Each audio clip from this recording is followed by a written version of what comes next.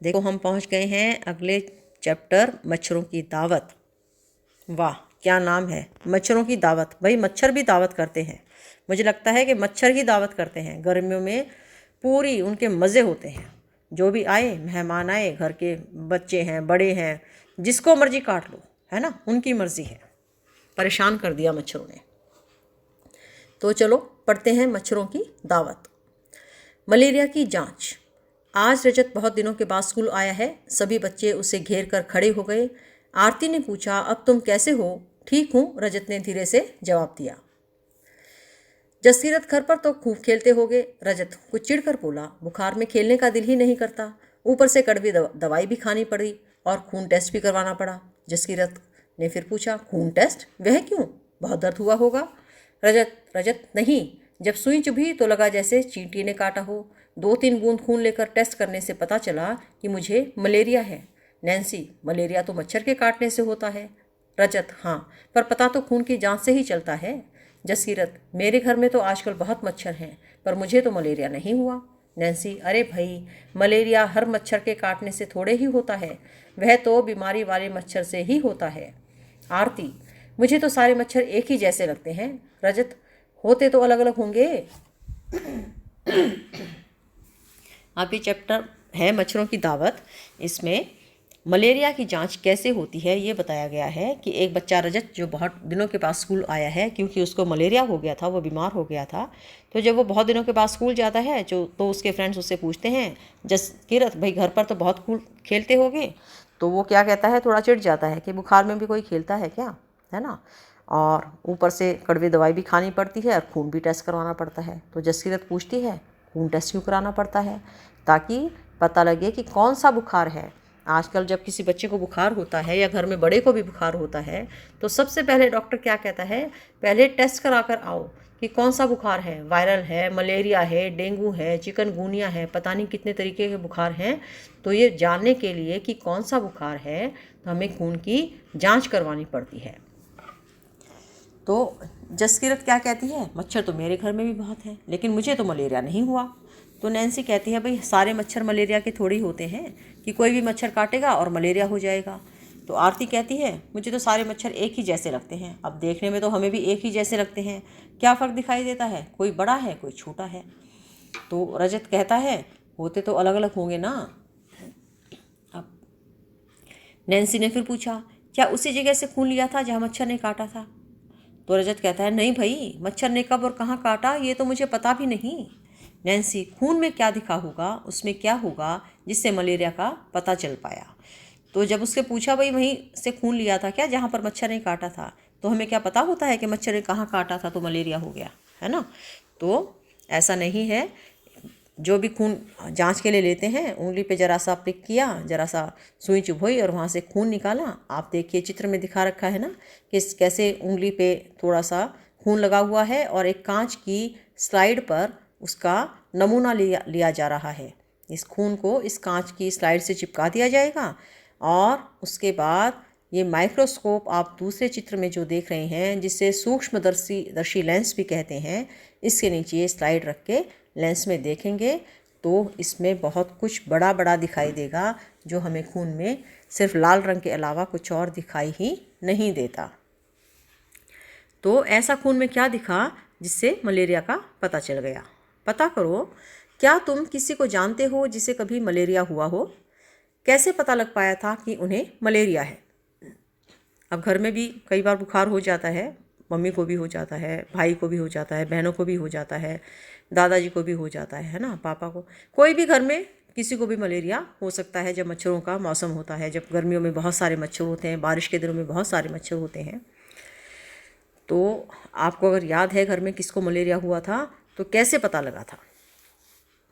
मच्छरों के काटने से और कौन कौन सी बीमारियां होती हैं? अब पता कैसे लगता है? जांच कराने पे पता लगता है। जांच कराने के लिए क्या होता है, खून के नमूने की जांच की जाती है, थोड़ा सा ब्लड सैंपल लिया जाता है और फिर लैब में भेजा जाता है। तो लैब वाले क्या करते हैं, एक दिन बाद रिपोर्ट देते हैं कि आपको ये बुखार है। तो मच्छरों के काटने से कौन कौन सी बीमारियां होती हैं? कौन से मौसम में मलेरिया ज़्यादा फैलता है, क्यों? मच्छरों से बचने के लिए तुम्हारे घर में क्या क्या उपाय किए जाते हैं, अपने साथियों से पता करो कि वे बचाव के लिए क्या करते हैं। अब मच्छरों के लिए सीधी सी बात है, आजकल तो ऑल आउट लगा दी, ऐसे ही कोई मॉर्टिन लगा दी, ये सारी चीज़ें मच्छरों को भगाने के लिए लगाई जाती हैं। लेकिन पहले क्या करते थे, घर में या तो धुआं करते थे किसी चीज़ का, या फिर मच्छरदानी लगाकर सोते थे मच्छरों से बचने के लिए, या फिर कहीं प्याज लटका दिया किसी गर्म जगह के पास, या लहसुन लटका दिया, तो वो भी मच्छर भगाने के तरीके होते थे।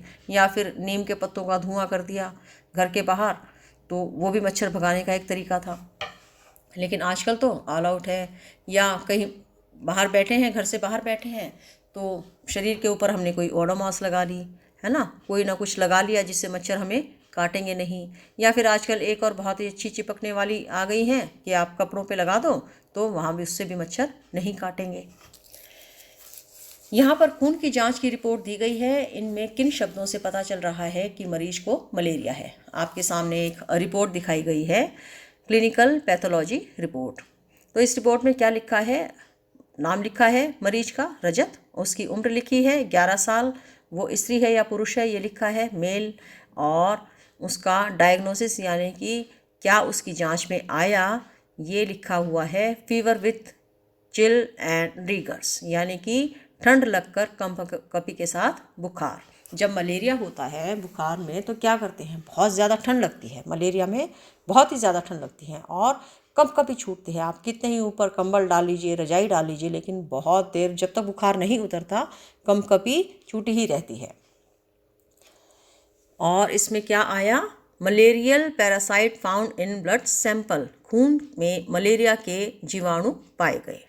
मलेरिया के जीवाणु पाए गए तभी तो पता लगा ना कि ये मलेरिया है, मलेरिया का बुखार है। मलेरिया की दवाई, मलेरिया की दवाई बहुत पुराने समय से सिनकोना पेड़ की छाल से बनाई जाती है। पहले तो लोग छाल को उबालकर और छानकर ही इस्तेमाल करते थे, लेकिन अब छाल से दवाई बनाते हैं। तो जब ये पता लगा कि इस दवाई का ये इलाज है, इस पेड़ की छाल इसका इलाज है, तो लोग उसको पानी में उबालकर ही पीते थे। लेकिन अब तो उसकी दवाइयाँ बन गई हैं। अनीमिया क्या है? आरती, खून टेस्ट तो मेरा भी हुआ था, सिरिंज भरकर खून लिया, जांच में तो अनीमिया निकला। अब आरती कहती है खून टेस्ट तो मेरा भी हुआ है, पूरा इंजेक्शन भरकर खून निकाल लिया उन्होंने, तो जांच में मलेरिया नहीं निकला, अनीमिया निकला। रजत, वह क्या होता है? आरती, डॉक्टर ने कहा कि खून में हीमोग्लोबिन या आयरन की कमी है। डॉक्टर ने ताकत की दवाई दी, गुड़, आंवला और हरी पत्तेदार सब्जियां ज़रूर खाने के लिए कहा। यह भी बताया कि इनमें आयरन यानी लोहा होता है। तो आरती ने कहा कि जब खून की कमी हो जाती है शरीर में तो उसे अनीमिया बोलते हैं। डॉक्टर कहते हैं खून में हीमोग्लोबिन, जिसे हम HB बोलते हैं ना, HB या आयरन, तो उसकी कमी है। और उसकी कमी को दूर करने के लिए एक तो डॉक्टर दवाई देते हैं जिससे खून बढ़ जाए, HB बढ़ जाए, और दूसरा घर में हमें खाने के लिए क्या कहते हैं, हरी पत्तेदार सब्जियां खाओ, गुड़ खाओ, गुड़ में बहुत आयरन होता है, आंवला खाओ, आंवला में भी आयरन होता है। तो वो चीज़ें जिनमें आयरन होता है, जैसे कि सेब है, सेब में भी बहुत आयरन होता है, ये सब चीज़ें खाएंगे तो हमारे शरीर से खून की कमी दूर हो जाएगी। तो नैन्सी ने कहा, अरे उन्होंने कहीं मजाक तो नहीं किया, भाई खून में लोहा कैसे? जसकीरत, कल अखबार में इसके बारे में आया था। रजत हंसते हुए, तो फिर तुमने लोहा खाया? आरती, ओहो, यह कोई चाबी वाला लोहा थोड़े ही होता होगा, पता नहीं कैसा होता होगा। जब मैंने खूब सब्जियां खाई तो मेरा हीमोग्लोबिन बढ़ गया। अब बच्चे आपस में मजाक कर रहे हैं, कहीं कील तो नहीं चबा ली? तो ये वो कील नहीं है, ये वो लोहा नहीं है, ये हमारे खून में पाया जाने वाला लोहा है। दिल्ली के स्कूलों में अनीमिया के कारण परेशानी। 17 नवंबर 2007 दिल्ली नगर निगम के बहुत से स्कूलों में हज़ारों बच्चे अनीमिया का शिकार हैं। अब ये 2007 की बात है कि दिल्ली में जब बच्चों में टेस्ट कराया गया खून का, तो उनमें बहुत सारे बच्चों में अनीमिया निकला। अनीमिया यानी कि खून की कमी। इससे बच्चों की शारीरिक और दिमागी तंदुरुस्ती पर असर होता है। इस कारण बच्चे ठीक से बढ़ नहीं पाते और उनमें फुर्ती भी कम होती है। जो कुछ पढ़ाया जाता है उसे समझने में भी परेशानी होती है। आजकल इन स्कूलों में बच्चों के हेल्थ कार्ड बन रहे हैं और उनकी जांच भी चल रही है। अनिमिक बच्चों को आयरन की दवाई दी जा रही है। ऐसा बहुत बार स्कूलों में होता है कि बच्चों की खून की जांच कराई जाती है और उनको फिर आयरन की गोलियां भी दी जाती हैं, क्योंकि जब बच्चों में खून की कमी होती है तो उनमें उतनी जान भी नहीं होती। ऐसे चुस्त भी नहीं होते, उनका कुछ करने का मन भी नहीं करता, पढ़ाई करने का भी मन नहीं करता, खेलने का भी मन नहीं करता। ऐसा क्यों होता है? क्योंकि उनके अंदर खून की कमी पाई जाती है, जिसकी वजह से उनमें जान ही नहीं होती कि वो कुछ कर पाएँ, उनका कुछ करने का मन करे। बताओ, अब यहाँ पर 2 रिपोर्ट्स दी गई हैं, क्लिनिकल पैथोलॉजी रिपोर्ट। एक रिपोर्ट है 20 जून 2007 की और दूसरी रिपोर्ट है 15 सितंबर 2007 की। और ये दोनों आरती की रिपोर्ट हैं जो कि 12 साल की है, और उसको रिपोर्ट में अनीमिया बताया गया है। तो पहली रिपोर्ट में हीमोग्लोबिन है 8 ग्राम, आप देख सकते हैं, और दूसरी रिपोर्ट में जो कि 2 महीने बाद टेस्ट कराया गया है, खून की जांच करवाई गई है, उसमें HB हीमोग्लोबिन पाया गया है 10.5 ग्राम। तो 2 महीने में खून कितना बढ़ा? 2.5 ग्राम खून बढ़ गया। वो कैसे बढ़ा? वो हरी सब्जियां खाने से बढ़ गया, डॉक्टर की दवाई देने से बढ़ गया, या सेब खाया या आंवला खाया, जो भी आयरन वाली सब्जियां हैं या फल हैं या खाने की चीज़ें हैं वो खाई, तो HB बढ़ गया। आरती की रिपोर्ट के हिसाब से हीमोग्लोबिन कम से कम कितना होना चाहिए था? आप रिपोर्ट देखिए, इसमें साइड में लिखा गया है 12 से 16 ग्राम होना चाहिए एक बच्चे में, एक लड़की में खून की मात्रा। लेकिन आरती में पहले 8 थी और 2 महीने दवाई खाने के बाद खून की मात्रा बढ़ी 2.5 ग्राम। आरती का हीमोग्लोबिन कितने दिनों में कितना बढ़ पाया, ये मैंने भी आपको बताया। अखबार की रिपोर्ट में अनीमिया से होने वाली परेशानी के बारे में क्या लिखा है? अनीमिया से क्या परेशानी हो सकती है? बच्चों का विकास ठीक से नहीं होता, वो ठीक से बढ़ नहीं पाते, उनमें तंदुरुस्ती नहीं होती, चुस्ती स्फूर्ति नहीं होती, कुछ करने का मन नहीं करता। क्या तुम्हें या तुम्हारे घर में किसी को खून टेस्ट की ज़रूरत पड़ी? कब और क्यों? तो आपने कभी ध्यान दिया है कि घर में किसी ने कभी ब्लड टेस्ट कराया हो, और क्यों कराया है, ये आपने पूछना है। अगर आपको याद है तो आप पूछिए अपने मम्मी पापा से जाके कि घर में किसका ब्लड टेस्ट कब और क्यों करवाया गया था। खून टेस्ट से क्या पता चला, फिर आप पूछिए कि टेस्ट करवाया था तो उसमें क्या आया। क्या तुम्हारे स्कूल में कभी हेल्थ जांच, स्वास्थ्य की जांच हुई है? डॉक्टर ने तुम्हें क्या बताया? क्या आपके स्कूल में भी कभी स्वास्थ्य जांच हुई है? क्योंकि कई बार स्कूलों में भी जांच होती है, कई बार आंखों की जांच होती है, कई बार खून की जांच होती है, कई बार विटामिन खिलाए जाते हैं, आयरन खिला दिया जाता है। तो ऐसे जांच स्कूल में होती रहती है। पता करो, किसी डॉक्टर से या अपने बड़ों से पता करो कि खाने की किन चीज़ों में लोहा होता है। तो मम्मी जब आपको कुछ खाने के लिए देती है कि हरा साग खाओ, पालक खाओ, है ना, सेब खाओ, बादाम खाओ, तो बच्चे क्या करते हैं? मुझे नहीं खानी हरी सब्जी, मुझे नहीं खाना हरा साग, मुझे नहीं खानी घिया या कोई भी हरी सब्जियां, मुझे तो जंक फूड खाना है। जंक फूड सबको बहुत अच्छा लगता है, बर्गर खाने हैं, पिज़्ज़ा खाना है, जबकि वो हमारी सेहत को बहुत ज़्यादा नुकसान पहुंचाते हैं, क्योंकि वो मैदे से बनते हैं। और मैदा क्या करता है? हमारी आंत में जाकर चिपक जाता है, और वो फिर वो हजम नहीं कर पाती आंत, तो वो चिपका रहता है, और फिर होती है कब्ज़, और फिर होती हैं बीमारियां। तो हमें स्वस्थ रहने के लिए हरी सब्जियां ज़रूर खानी चाहिए।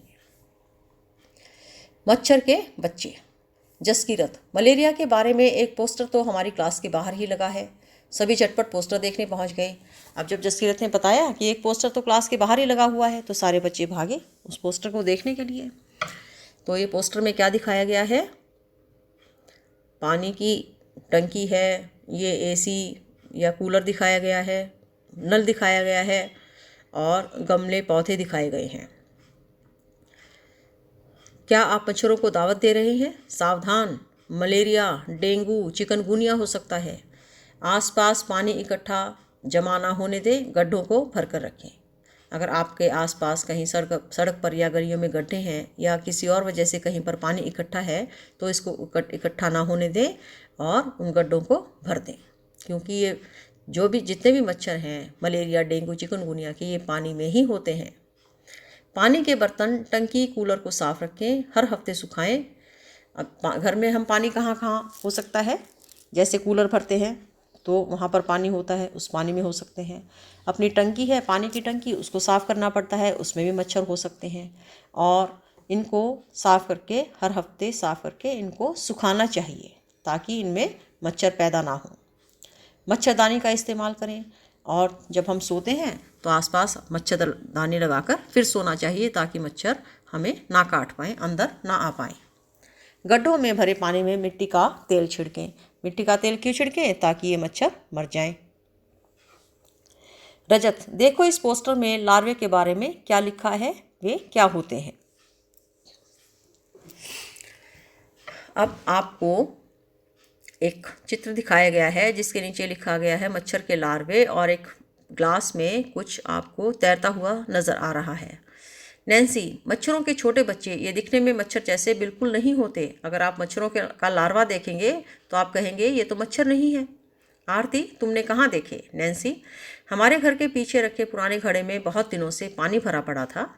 उसमें पतले पतले छोटे भूरे से रंग के कीड़े तैरते देखकर मैं हैरान रह गई। मम्मी ने बताया कि मच्छर पानी में अंडे देते हैं, उन्हीं से ये निकलते हैं, इन्हें लार्वे कहते हैं। तो मच्छर का जो के अंडे से जो निकलता है उसका बच्चा, उसको बोलते हैं लार्वा, और ये लार्वा ही बाद में बड़ा होके मच्छर बनता है। रजत, फिर तुमने क्या किया?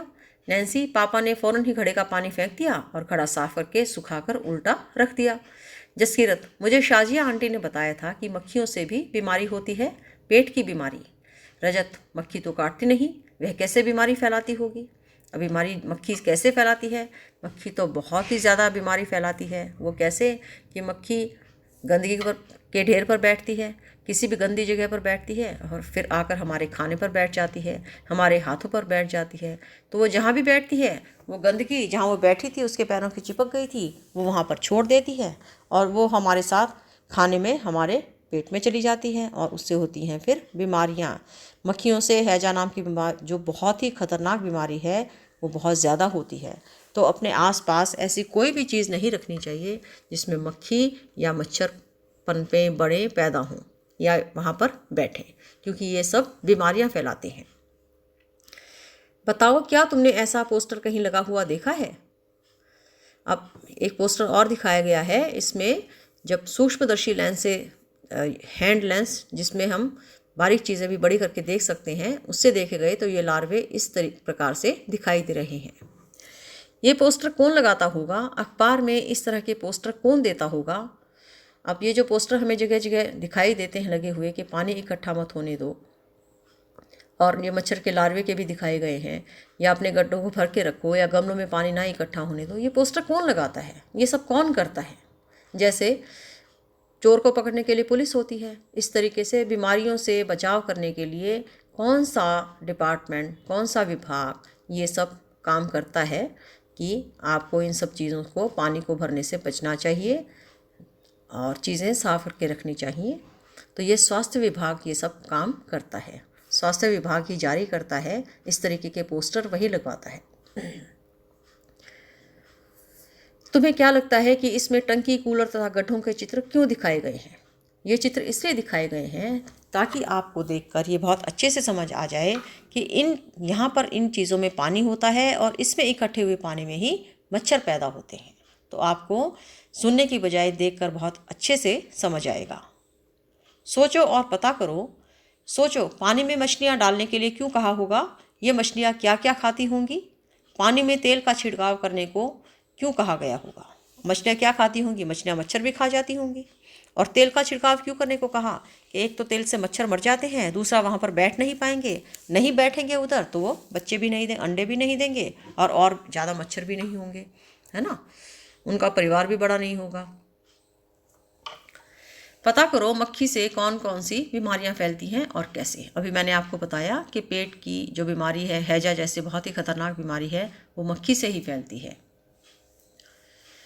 खोज खबर। कक्षा के सभी बच्चे 2 या 3 समूहों में बंट जाएं। समूहों को आपस में यह तय कर लेना होगा कि स्कूल और आसपास के इलाके में कौन सी जगह का निरीक्षण करना कौन करेगा। अब आपने क्या करना है, बच्चों ने टीम बना लेनी है अपनी, ठीक है। अब 2-3 बच्चे टीम बनाएंगे, 2-3 बच्चों की टीम बनेगी, 10 टीम बना लीजिए, 5 टीम बना लीजिए, ज़्यादा बच्चों की। आपने क्या करना है, हर टीम ने अलग अलग जगह जाकर देखना है अपने स्कूल में और स्कूल के आसपास की जगह में कि कहीं पानी तो इकट्ठा नहीं हो रहा, और वो पानी कैसे इकट्ठा हो सकता है? स्कूल में या स्कूल के आसपास इन जगहों को देखो। क्या इन जगहों पर कहीं पानी इकट्ठा है या नालियाँ बंद हैं? अगर हाँ तो सही का निशान लगाओ। तो आपने किस जगह पर देखना है? गमले, कूलर, टंकी, स्कूल का मैदान, गड्ढे, नालियाँ या कोई और जगह जहाँ पर आपको पानी इकट्ठा दिखाई दे रहा है। यहाँ कितने दिनों से पानी इकट्ठा है? इन जगहों की सफाई की जिम्मेदारी किसकी है? पानी में क्या क्या नज़र आ रहा है? इन गड्ढों और नालियों की मरम्मत करवाने की जिम्मेदारी किसकी है? क्या इनमें से किसी जगह पर इकट्ठे हुए पानी में लार्वे भी दिखे?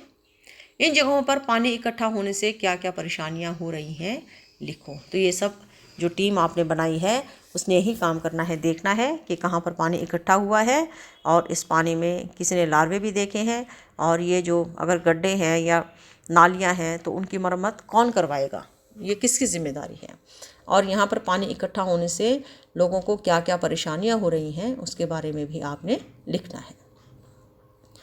पोस्टर बनाओ, जिम्मेदारी याद दिलाओ।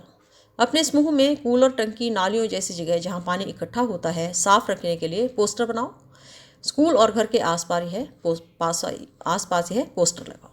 तो आपने क्या करना है, ऐसे पोस्टर बनाने हैं जिसमें आपने ये संदेश देना है कि घर के आसपास पानी इकट्ठा ना होने दें और साफ सफाई रखें।